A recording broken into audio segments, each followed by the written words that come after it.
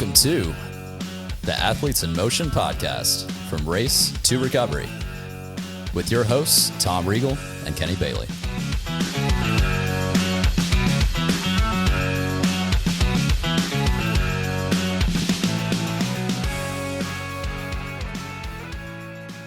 Hey, Kenny, how are you?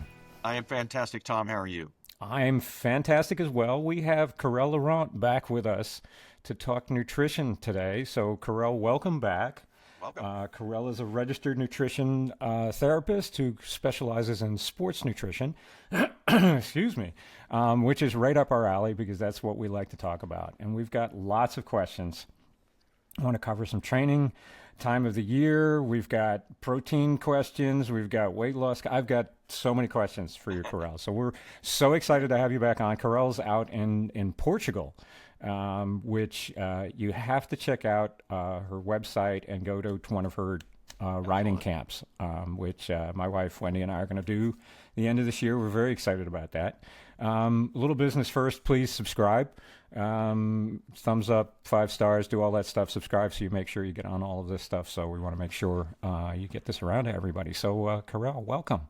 Hi everyone, and hi Kenny. Thank you for having me, Kenny and Tom. Thanks for having me again. I'm really excited about everything today. Yes. Yeah.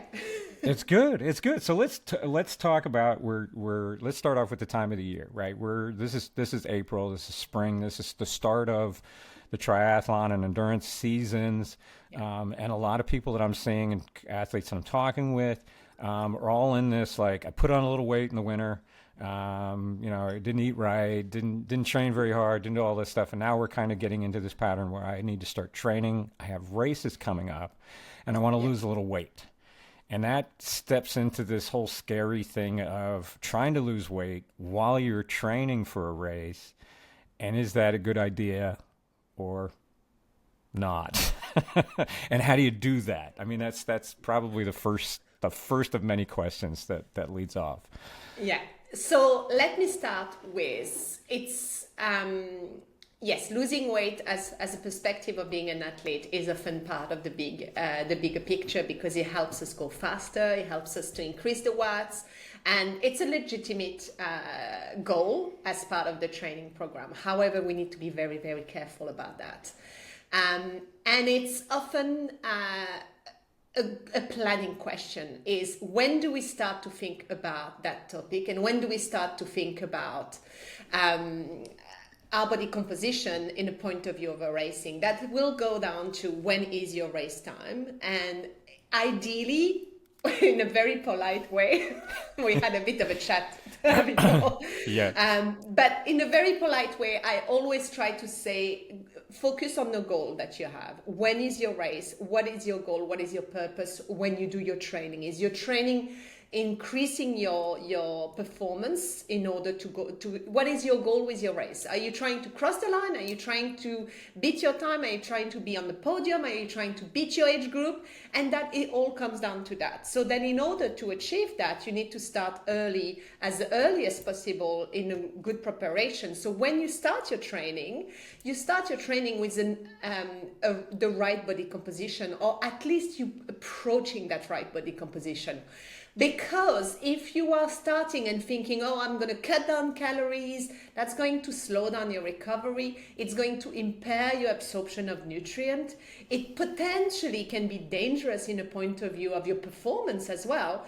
And mentally, it can be quite negative into your accomplishment for your training. So if you have your hours of training and you're not fueling sufficiently, the reality is after a few weeks you start to cut down a session or two, and then mentally it's hard to finish the session. Then you're not progressing the same way.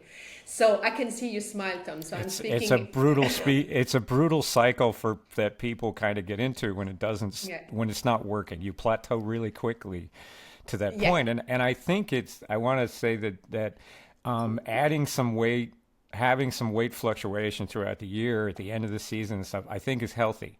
I think it's very healthy for you not to try to stay as lean as possible all year round. But I think I'm trying to get athletes to think more about, when they put their big goals on, to put them further out like a year or 2 years out or 3 years out, and then aim for that, because I think the ramp up will be a little bit more consistent. You'll be able to eat more consistently throughout the year and then not do big swings in weight change. Moderate few pounds is fine. It's natural. It's healthy. But trying to cut down a lot of weight, trying to take 20 pounds off before your race is very unhealthy, as you mentioned.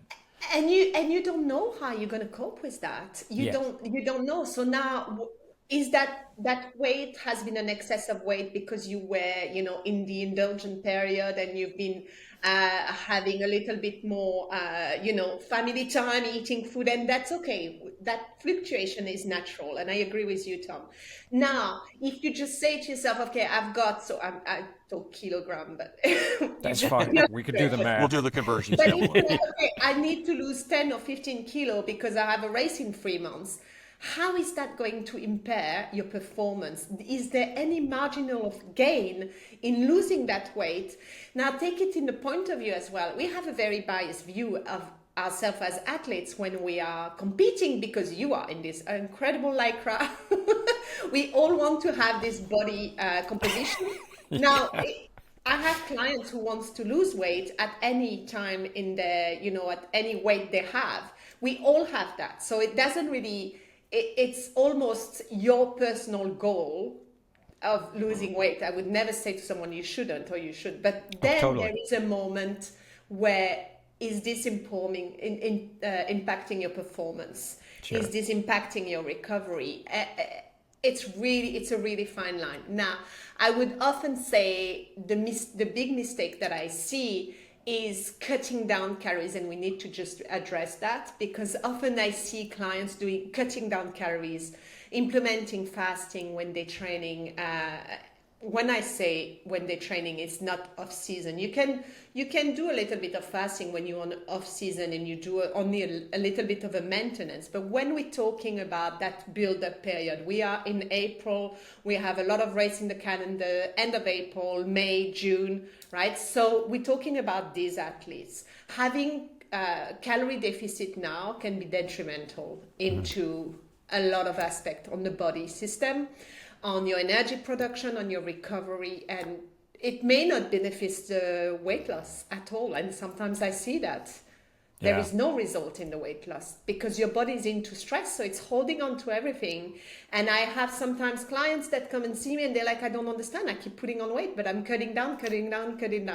What am I doing wrong? And when we're switching, and I often say, now I need you to eat then, and they're like, are you joking? I'm coming to see you to lose weight and you're asking me to eat more? And then they come back 3 weeks, I don't understand, I've lost weight. What is happening? Yeah, I What is think there's happening here? Yes. It seems like there's a difference between, I'm eating during the off season and I'm fueling during my training, right? Where the trigger for me anyway switches from I was eating, now I'm fueling, right? Which is a different sort of mindset to try to get into, which is I'm not trying to lessen the calories, I'm trying to alter what I'm eating.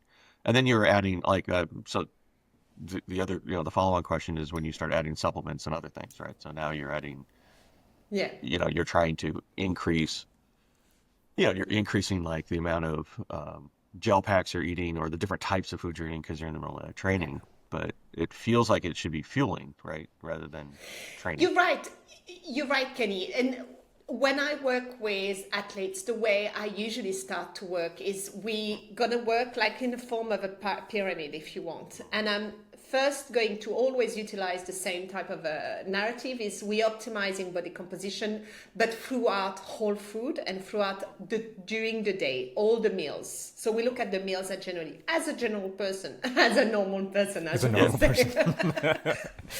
And I look at that, and then after we bring the focus of the fueling, and that's the proper. But we tend to forget sometimes as athletes that you have a life outside of training. We're not pro athletes, and the big difference with pro athletes and age groupers would be that you are training, the volume is intense, but during the day you have a job. So you can be a nurse in a hospital, you can be a teacher, you can be a general manager and running around everyone. You can be a coach, Or you can be very sedentary, but the amount of calorie you're utilizing during the day is really important. So that's why we start first by supporting the body function, and then we're supporting your particular training with your fueling. Exactly. I like that you are using these words because we tend to do one or the other. We tend to forget. And when we're cutting down calories, we're cutting down from both. Interesting. Yes. And that's the killer right there. That's what I don't think we understand how much cortisol affects our body's stress system and hormones. As soon as you're in life stress and trying to ramp up your training stress and then cutting calories on this thing, it throws your body into complete turmoil. It's amazing what it does. The body's amazing, but how it responds to stress is crazy. There's also a challenge is there's an optimal weight, power to weight ratio kind of counts, right? So there's a, trying to lose weight to look good and like, or you always gotta look good and like. But Always gonna look. if you're too light, you may start sacrificing power, right? Because there's that balance between how much weight, personally, how much weight do I need to have when I'm at a certain weight? I know I'm light enough where I feel like I can, run effectively, but I still have enough power on the bike to turn the cranks. Or if I'm 5-6 pounds, if I'm trying to get more light, 6 pounds lighter, my watts go down too. So it's not just a, hey, lose a bunch of weight, you're going to do better. It's weight to the point where you're the most effective in your race, right? I guess is that And you're right, Kenny. But then that's where it comes down to such a difference, a personal level, because we're not all losing weight the same way. correct. You're gonna have the ideal way where you're gonna lose fat. That's great. That's what everybody wants, right? But it's not always as simple as that. And depending on how you are reducing your calorie, or what is your eating pattern, your fueling pattern, or what type of food groups you are reducing, or your stress level, there's so many things that are coming into play. If you're a male or a female, what age group you have, not necessarily as a category of a racing age group, but if you're 20 or if you're 45, it's going to be a different adaptation to the burning of your body composition, right? The problem is often we are not burning the fat. We are just losing a weight as more general. We're losing muscle mass. We're losing, because what I often see is I'm going to have athlete going to a training session in the morning. They fasted. They haven't been fueling very well the day before. What is happening then? They're burning muscle. So my question is always, okay, you do 10, 8, 15 hours of training. Do you see your body composition changing? Do you see your muscle changing? Because if you're going to the gym 4 times a week, and if you are running 4 times a week, you should see that change. And usually the answer is, no, I don't think I do. Is your what increasing? Not that much, because it's the wrong part of the body that you are losing. Yeah. And it's almost the description and that I usually utilize is, it's almost like if you're going grocery shopping or you're going Christmas shopping with no money on your bank account, and the banker is actually, well, I'm sorry, I'm going to have to take the retirement fund. And that's your muscle. Yes. That's what's happening. Well, I think maybe to take a step back, it feels to me like weight is a secondary measurement, maybe. Like what are the things that you look for? Is it, to your point, is it body fat ratio, or what are those things that you look at that you're trying to get people to, besides just weight, I guess? But to me, I don't look at anything in particular. It's what the client wants me to focus on. When they're coming to see me with a weight goal, I'm going to readjust the food with the output, with their day-to-day, as I was saying, like the type of jobs that they have, the demanding of energy that they have, and then the training. And then we look at multiple factors. Is how is your energy level? How is your adaptability in your training? Is your weight part of the equation? Then we can look at that weight changing. But often it comes back with multiple feedback of, oh, I'm feeling so much better, Karelle. Oh, I've been going on this super long ride and I felt really sharp and da-da-da. So the goal often just kind of becomes secondary. And you're right. but we need to then address that, because if the client's goals is important, that needs to be addressed. Sure. But it becomes secondary because they feel better and they train more. It's almost like there needs to be a performance goal, not necessarily a weight goal. And whatever performance that is, if my performance is to get across the line and weight is my barrier to get there, if my performance goal is to be faster, it may not be weight, it just may be, like to your point, reconfiguring the fuel so that you're more optimum, which may, it's sort of like the Ozempic thing. It was supposed to just cure diabetes or help with diabetes, and oh, by the way, it does weight loss. It wasn't supposed to be weight loss, right? It's sort of, what's your performance goal? By the way, the secondary benefit may be you're gonna, have a better composition and lose weight in the process, or maybe the same weight, but your muscle to fat ratio is going to be a lot different, right? And often that absolutely happens. I try to get people to focus on fueling properly and not step on the scale. I just like for athletes, especially female athletes, I'm like don't look at weight, because you might gain weight. If you gain muscle mass, you're gaining weight, and they look at the scale and the scale is going up. And I'm like, but look at your body composition is changing. Muscle power is good. And if you're a couple pounds heavier, after your training, that's okay, because you've got more power, you're building off of it, you're not adding body fat on, but ultimately the body sort of takes care of itself if you fuel it properly. And that's the tricky part, so I try to tell people not to look at I don't have the background in nutrition. My looking on the outside just says, look, just don't step on the scale. Just, but that's really hard. It is, but put that away, focus on your training, focus on eating, eat more often. And then look at your body composition every once in a while. Don't look at it every day. You're not going to see the small changes. Look at it, once a month. Set it on the calendar and say, once a month I'm going to look at, I'm going to look at myself in the mirror and just go like, oh, look, well, some muscle. That's pretty cool. Because it will happen naturally that way. But if you stress over it, then it's not going to get you the results you want. I mean, we found, like with our clients, we try to do 30-day challenges, and we found 30-day challenges to be difficult because those challenges, when we put them on we have a machine that measures water, body fat. At 30 days, the weight stays relatively the same, but their body composition changes. Where if we do a 60-day challenge, then they start seeing significant differences, right? Yeah. So it's sort of like that sticky measure. Just a kind of a side question. I've been curious to get you on the call just for this one. There's been a regarding weight or regarding nutrition. We've seen an increase in the amount of athletes, at least at my place, that are starting to use continuous glucose monitors as a way, as not just from a diabetic standpoint, but from a performance standpoint. And I believe there's 2 or 3 companies that are targeting athletes specifically for that. Is that what are your thoughts on that? Let's just start there. Oh, I think they're great tools to have. Now you need to know how to use them. That's the reality. And sometimes with awesome power, it's true, right? Because awesome it can responsibility. be quite overwhelming.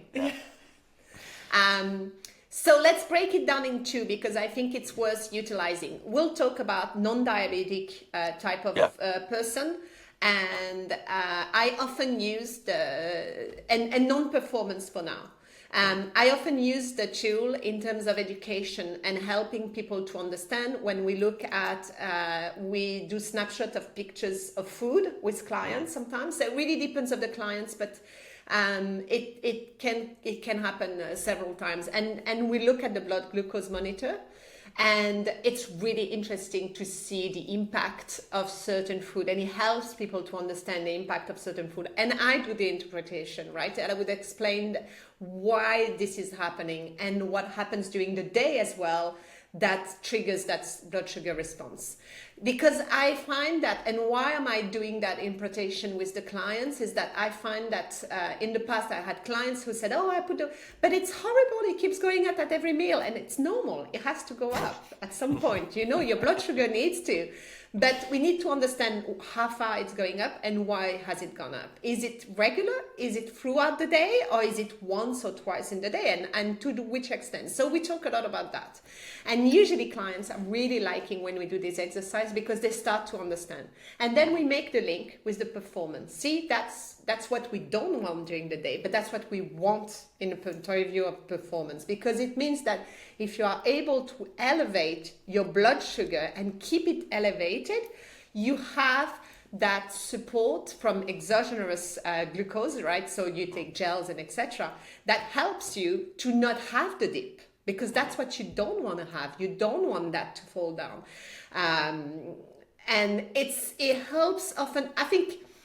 Don't get me wrong, utilizing the blood glucose monitor for performance it's a little bit of an overkill, because you can get to that with the timing. It's really rocket science. You really need to get the timing right. But that's the point of view of it. And I did many years ago, I think there was when, I'm not going to tell the brand, was released, and I tried it, and it's really hard because if you have a heel, then it would use all of my glucose, and then I would always be too low in terms of the performance. So it was a very interesting way to see how that pattern would work on me. And it helped me to understand a little bit more as well, certain aspect. But it's I think we're always going to have new technology. The question is how we're going to use that, and just utilizing without a purpose, without a goal, can be sometimes a little bit, but why? What are you trying to get out of this? It's very educational to use the blood sugar monitor in terms of understanding what we eat. Yeah, I was thinking I was using it, or I was seeing it as sort of a bonk prevention, right? Where does it, and I don't know this, right? I just don't know about it, but does it give you enough of a warning, if you will, ahead of time, knowing that blood sugar is starting to drop, to say, okay, I'm on the precipice of bonking. I need to, or is it too late? Because by the time it drops, too late. that's what I was thinking too. You got, look, this is what a bonk looks like. I see it as more of too late. afterwards, right? Like it's data to look at after your performance or after your day to see where, I ate this and we spiked and then we dropped and we had the dips. But I don't know if it's at a point yet where it can tell you ahead of time. So it's a really interesting topic. So when I work with athletes, preparing them for races, we are slowly increasing. So usually the way we work is we start 8 weeks before a race, and we slowly increase the fuel in during the session, right? So there's different aspects of why we're doing that, but we understand this aspect without the data, the geeky data, because what I want them to understand is that drop shouldn't happen. So if you see it, it's already gone. And why do you see it is that sometimes the delay of the start of the fueling is too late. And particularly, when we say, okay, so under an hour, you don't necessarily need to fuel, but over an hour, you start fueling. And I often hear people saying, start fueling 90 minutes after.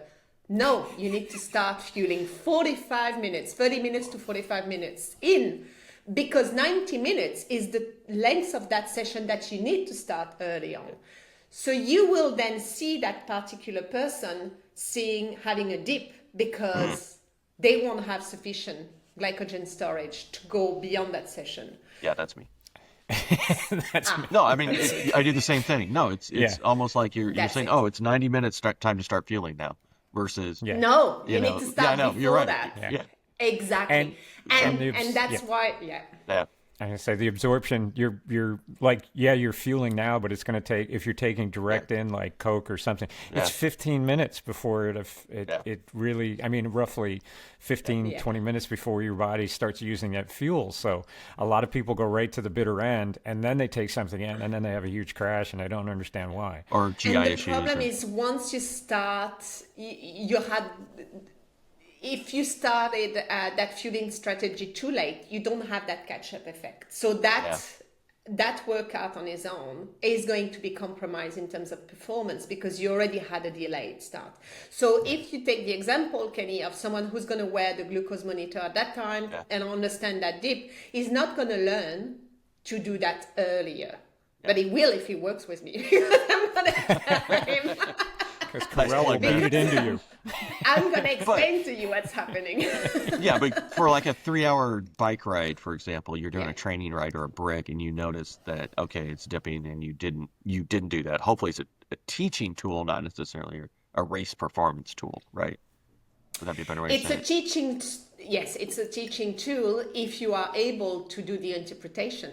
Do you Yes. understand when that mistake Yeah. was made? Yeah. Yeah, and that's where it's difficult. I really do think that those gadget or this technology don't necessarily have the interpretation, and it's like everything. If you do a test and you don't have the interpretation, you are not able to understand. But why did that happen? So with athletes, usually when we do that fueling strategy, we increase it slowly until that race, you know. Yeah. So ultimately, as we build on, their performance will increase, right? And we make mistake and understand, talk about it. Yeah. Yeah, I think knowing the right questions to ask of the data is critical. It's like you're doing a survey. If you don't know what you want to get out of the survey, you can't ask the right questions. I see it with the heart rate variable, you know, the HRV type stuff. It was like, I'm tracking my HRV. It was like, well, what is it telling you? Well, I don't know. Well, I don't know. What do you want it to tell you? What do you want to get out of the data? The glucose monitor, the same thing. What do you want to get out of the data? What is the issue you're trying to solve? That you can look at the data in the right way that'll give you the information that you need. And that's why you need a professional like Karelle to tell you what you're looking at. I mean, I'm always fascinated with some of that. I would love to try to see to wear one of those for a couple of weeks, like to see on a day-to-day basis what I eat and how it affects my body, because people are affected differently by different carbohydrate type stuff, right? So your blood sugar will spike. The different foods to different people will have different reactions to it. It would be fascinating to see that, but I don't do it because I wouldn't know what I'd be looking at. Like, I honestly would just Or stare how at to the control data the and go study, like, right? yeah, I don't know what I'm doing. You couldn't, you know, with it that. does this. You don't know which part of that food did that. Is it a timing issue? Is it you know, that kind of thing. And sometimes it's just the same food at 2 different days and similar time, and you're like, why did that spike and didn't spike here?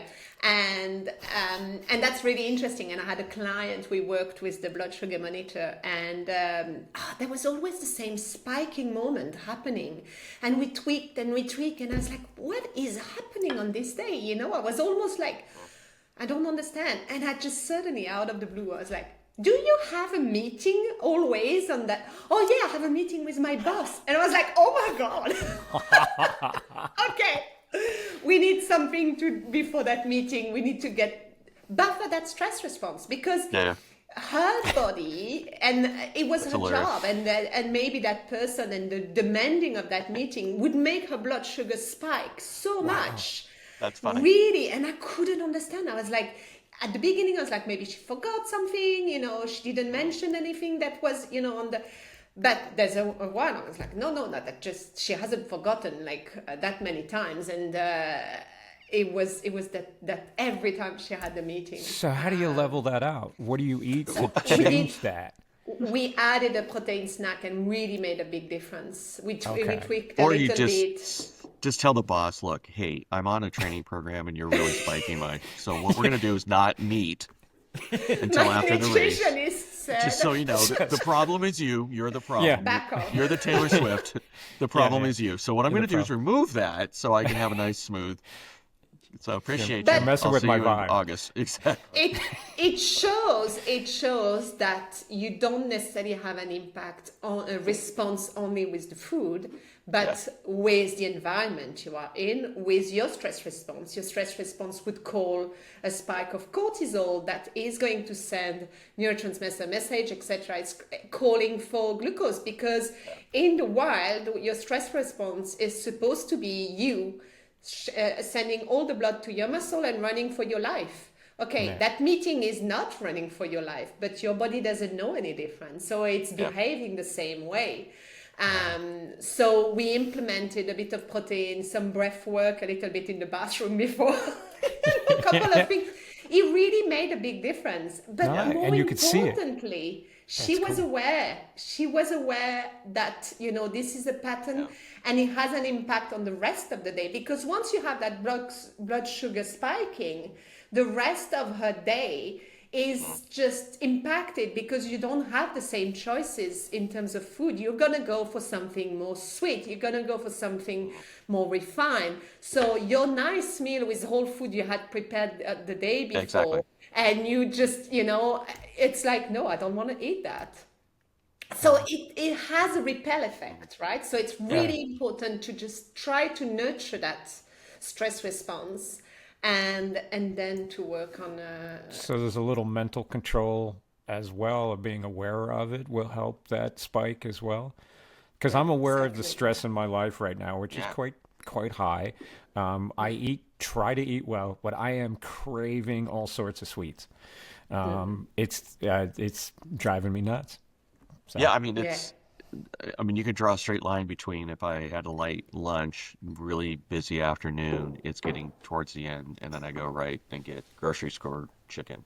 Like Yeah. that fried chicken from the grocery store, it's like you've got a hankering for it. It's like yeah, that's the thing that's going to do it because it yeah. seems like, and that is that part of comfort, I think, for some people, just because it's based off of the idea that you do have a stress and that food acts as a comfort to kind of help reduce that stress, or is it just, like you said, it's uh, your sweet It's response not, kicks in.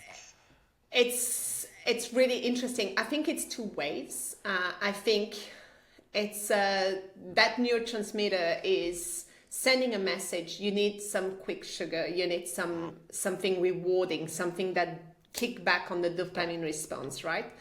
It makes you feel a little bit more alert as well at that moment because that's what you need. Again, put yourself back into the wild. You need to Yeah. be alert, right? So it's that continuous response. Um, that's where I often hear, and you mentioned Ozempic, but when the whole Ozempic started talking about, I heard a lot of the willpower. Yes, but you need the willpower. It doesn't work like that. It's, oh, I wish it would be as simple as that. I wish I would have people and say, oh, I found the key to open the willpower for every one of you. No, Yeah. it's it works. It works for a small percentage of the population. Great. I'm so pleased for them. Yeah. That But 1%. that 1%. But the willpower is driven by that stress response. It's driven by the environment. Like you mentioned, Tom, the stress that you are in, it's driving all this stress response behind, making you more alert, breaking down your sleep. If your sleep is not that deep, it's going to be impacting your blood sugar response during the day, right? So it's not just when you go out and you don't sleep very well or when you jet lag that blood response is going to be impacted by the sleep, right? But it's for most of us, it's every day because of the job we have.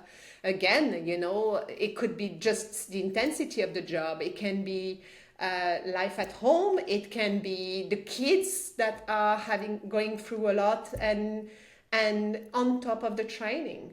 And I would often see sometimes that we are craving some kind of that training to answer that response that we have in the stress. And it sometimes makes that even more powerful. I think I'm making back to a little bit of the topic you guys talk about with Sarah.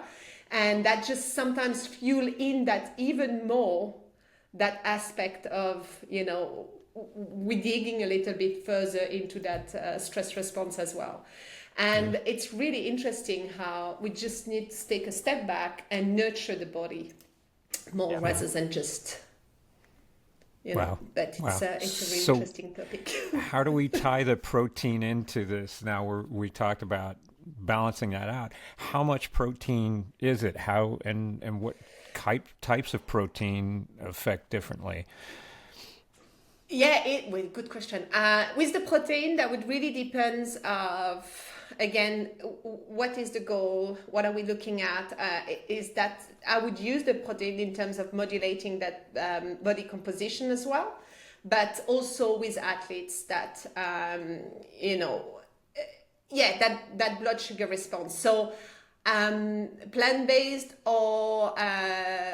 or animal-based protein. Either one of them work. And the point of view of supporting when we have a plant-based, we discuss a little bit more that strategy of going with legumes and cereals together combined to really give you that full range of amino acid. So it's probably more of a quality versus quantity when it comes to plant-based, because it's more difficult in terms of reaching that quantity per se, but we're really looking at the quality here.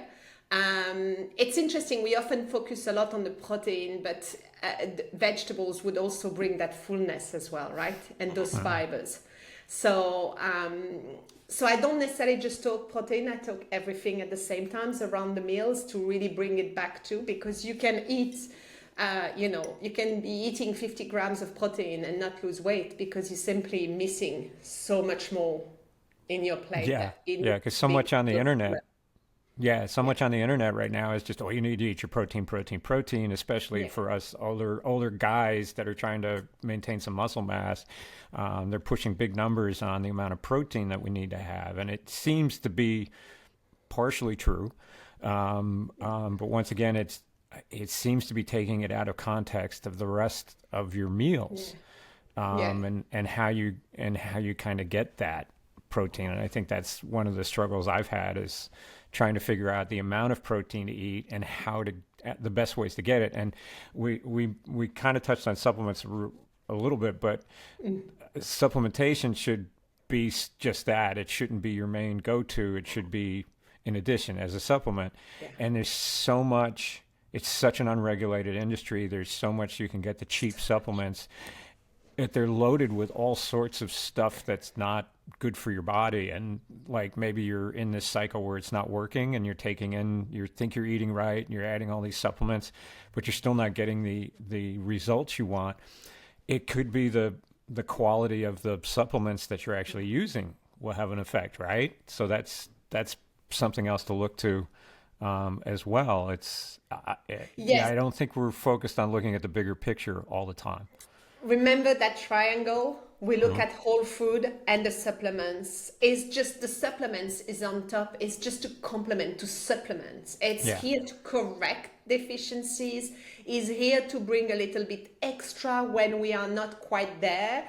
It needs to be, the cherry on the cake, and that's just not the bulk of your diet. The bulk of the diet needs to come from whole food, needs to come from vegetables, seasonal vegetables. I know we talked about that. It needs to come from diversity, and it's regardless if we are athletes or if we are not athletes, because this is really important. As athletes, even more, because we're using more nutrient. You're coming into the hopefully the summer season. So it's 32 degrees this morning here in Tennessee. So it's just, we've had our last. We don't know what that is frost, in hopefully. Celsius, but it's cold. It's cold. Even for us in Portugal, it's been terrible. But hopefully that comes at some point. But we sweat more. We have a higher demand, higher energy turnover. We have a higher need of antioxidant rather than taking supplementation, which it will help. But go for fruit and vegetables. Go with leafy greens. Have a beautiful salad. And that will do the job, because you need that to just help with these free radicals from, the energy production. And we tend to forget that. And we tend to forget, and I often would hear, what are the supplements I should take? But let's bring it back to the food, because your plates will continue for years and years on, and that will nourish your body all year round. Your supplements, like you say, Tom, often they're questionable quality, not all. I think it's really important to know that some of them are good quality, but they're much more expensive. So they're not necessarily the go-to that often people would have. And I see when I recommend supplements, sometimes people are like, what, but can I not get the cheaper one? You can, but I don't know what's in it. A lot of fillers. Yeah. And in terms of informed sports and athletes with doping, a lot of athletes with doping is actually, some of them do dope. I'm not There's trying always, to say they're not. But a lot of the testing was done on athletes that were taking supplements and they don't know what's inside, because when you test supplements and when you are buying supplements with, those labels, there's a few labels, Inform Sports and etc.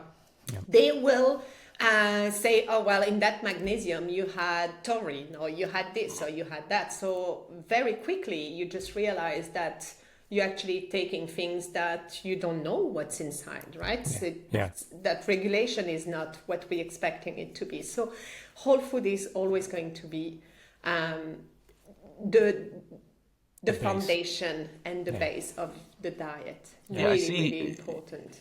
I see a lot of athletes, at least where I'm at, where prep meals are kind of a big deal, right? They just set up, basically sweet potatoes and chicken or sweet potatoes and turkey burger, and that's it for lunch, like every day, all day. I'm assuming that's okay, but hopefully the other meals there, to your point, supplemented with leafy greens and antioxidants and fruits. But you see a refrigerator full of basically sweet potatoes, and I believe it or not, I think we did a minor test. I think we have 32 trainers. I think we guessed between about 350 and 400 pounds of sweet potatoes a month. These guys. Oh, wow. Well, it's better that it's just insane. Just nothing but sweet potatoes and turkey burger, like every day, all day. So it's insane. I think to that, Kenny, I have to say we all creature of habits, and we tend to do that regularly to gravitate towards simplicity. To make simplicity, right? Yeah, your life is very complex, and there's a lot of complex. If my prep meal's already taken care of, I'm done. Right. And we tend to forget, and even me, for example, sometimes, I used to cook this. I haven't done it for a while. Yeah. So it's just coming back to challenging ourselves with other foods, and lunchtime can be really tricky, especially for people who are having lunch somewhere. And sometimes it has to be, my children complain, "Well, you're always giving me wrap for lunch." I'm like, yes, oh my God. So it's really complicated. I can't give you avocado because it becomes black. Yeah. So as long as you are able to have diversity in the other meals and the dinner, and that's where you can bring in more legumes, more vegetables, more fibers, diversity of meat as well. So protein is a plant-based or animal protein. That's where you can have more leafy greens. That would be really, really good. But you can still stay into the simplicity, and I think there's some comfort as well into being able to do your batch cooking and keep it simple but diverse. Does it make sense? No, it does, right? Just like you spend the Sunday, basically doing the prep meals, but it doesn't have to be the same. You don't cook, pounds and pounds of chicken, pounds and pounds of potatoes, and that's the only two things you have, right? It could be a variety of that stuff, but it's just interesting to see how habits form, to your point, where humans want to go towards simplicity, right? They want to go towards, and even the thing with Ozempic, even with the continuous glucose, the theme is like, just tell me the 2 or 3 things, right? Yeah. It's a complex web, but I just want 1 or 2 things to help me figure it out. So hopefully this thing will tell me, don't do this, or the Ozempic will help me, get to that magical place where it's just, 1 or 2 things, and anything more than that. And we tend to bring it back down to too much simplicity. Exactly, too much simplicity when you're trying to just say, simplicity put a rainbow is on your plate, call it a day. But for that, in terms of being challenged with the food, is there's different ideas. You look at and it's funny. I was talking with a client yesterday. You go to the supermarket or you go to the market, but it's almost like we don't see 80% of what's on offer. You look at exactly what you came to buy, right? So you came to buy a cucumber, but it could be anything around. You're not looking at it because you're like, oh, God knows, I'm not going to look at this. Certainly not looking. And that's normal. I think that's because we're like that. Again, we back to the gather and hunter. You are in the wild and you're looking for that type of food, right? So we keep doing that. So challenge yourself different way. For me, I would have a list on the fridge sometimes, and because I forget the meals so I make ratatouille, I make da-da-da. So I would come back, oh yeah, I forgot about that. Yeah. But it's crazy. Even you forget what you used to do a month, 2 months ago, 3 months ago. So challenge yourself, and by writing them down, I have a nice kitchen now, but I used to take pictures, and I had pictures of a scalpel of recipes, because I was ooh, I want to do a pho. So I'm printing the pho, and I have it, on the kitchen counter. So I would come back to that. But challenge yourself into simplistic recipe, but that are bringing you a diversity of food that you don't necessarily have. Right. Simple, 3-4 ingredients, just really simple, but it's a good way to challenge yourself, looking at the season as well. Okay, right, this time of the year we're gonna have more, we probably have very different selection with you, and more courgette coming on, we have more cabbage, etc., etc. What can we do? What can I cook with that? Because it's really important. Yeah, I think finding those recipes is the challenge, or finding those ideas. Yeah. For us, it's like if we're tired, we're doing stuff. We have a set list for groceries that's our staples, right? And I can go in probably without the list and buy the same things. I walk right up. I'm a great buyer. I'm a terrible shopper. So if I have a list, I know what I'm getting. I go in, I get that, I walk out. That's it. I'm not looking at anything else, like you said. I'm not going like, ooh, well, they have cabbage, or they have, they've got, this. Why don't we try making something with this? We fall back into this thing where we get five items almost every single time. Yeah. And then we come back, and then we have these very simple meals, because it's the same thing, because this is all we can make with this at this point. We've kind of worn out our brains on that, and we're trying. My wife's much better at it than I am, of coming up with ideas or recipes and things, and let's go buy a few other things. There was a point, this was several years ago, where at the one of the local farms would do one of the CSA boxes, the farm box, where you would pay X amount, and every week they would drop a box at your doorstep. Yeah. You had no idea what was in it. Yeah. It was whatever would come. And that was probably the most interesting time we had, because we would pull things up, and we would have to search, Google them. What is this? Yes. What is this vegetable? I've never seen this before. And then we would have to figure out ways to make something with it, because we weren't throwing anything out. So it was the most challenging and interesting time we had cooking, because we were forced into it. We've gotten away from that now. And we probably need to figure out a way to get back into one of those farm box things that we can get on a weekly basis, so we can go, oh, okay, let's do something different to kind of keep it up, because otherwise I'm not very emotionally tied to food. I will go to whatever works, and I will just stay with whatever works. I will eat that breakfast, lunch, and dinner. I will eat the same meal every single time, because I'll get the results I want out of it. But I really like to cook, but I'm not doing that side of it, because it's too busy. We're too stressed, and we're going through stuff. So, I mean, it's that coming up with interesting recipes and being creative about it, I think, is challenging. Yeah, and that's really hard. It's really difficult to do that, but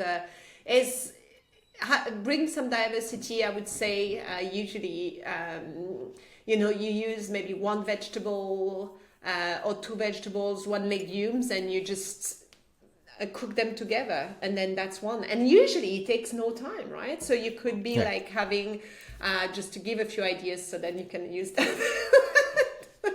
And ndamame, I really like ndamame. You can do ndamame shiitake together. That's really lovely, and you can have maybe a broccoli or something, or baby spinach, that you have to eat. Brilliant. That's done, right? It's one done. And then you can do 2 or 3 like that. So suddenly you're coming from one vegetables, one grain, and a big piece of meat, to something a little bit more complex, without taking too much of your time, where you have a diversity. And I always look at, when I work with clients, and we do this work gradually, when we look at the food, and I always say, you don't need to know what the nutrient or the vitamins are, but think about the colors. So think about a little bit of different colors. 1 green, 1 red, 1 brown, 1 orange, for example. So what are you missing when you see your plates? You could be, okay, the green is the edamame, okay, but maybe I'll have some cherry tomato. So make sure there's always cherry tomato in the fridge. So on your list, you add the cherry tomato. Okay, great. Then you have the brown with the shiitake mushroom. Great. You've got some colors here. Next day, you can have shredded carrots. Sometimes in the supermarket, in the fresh section, you will have some shredded carrots. They literally just fresh and shredded. That saves time when we don't have time, right? It's great if you can shred them, but it takes a little bit more time. So get the shredded carrots. Okay, you can have a red cabbage. That takes no time. It's much easier than the carrots.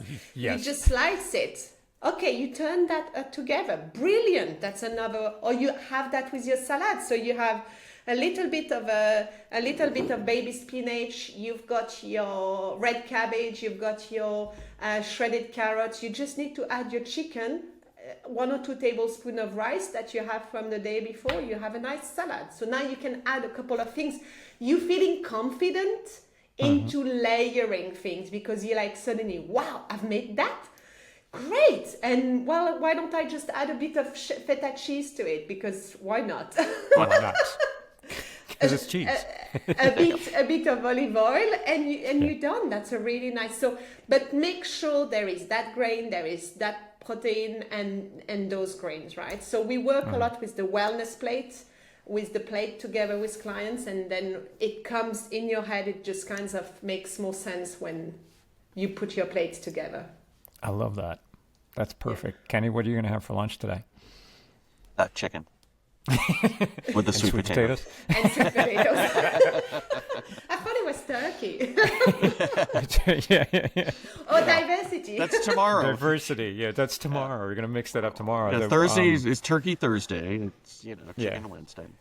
Karelle, you do a really good job on Instagram with throwing out some recipes once in a while, and we had a little chat about this before, about being overwhelmed trying to find Thank you.